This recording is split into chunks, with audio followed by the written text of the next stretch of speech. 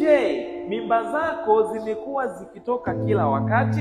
Hii video ni kwa ajili yako. Mwanamke, imefikia mahali huwezi kusherehekea hata ujauzito wako kwa sababu unajua moyoni mwako kabisa ujauzito huu hautodumu, na kila mimba ikitoka unajilaumu kimya kimya.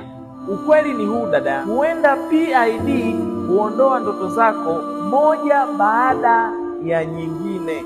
Vidonda ndani ya kizazi, mirija iliyoziba na maambukizi ya ndani hukata mimba zako kabla, na hakuna hata mtu mmoja ambaye kukwambia, kwa sababu PID mara nyingi haina dalili mpaka iwe imekwisha kuharibu kila kitu ndio utakuja kuona madhara yake.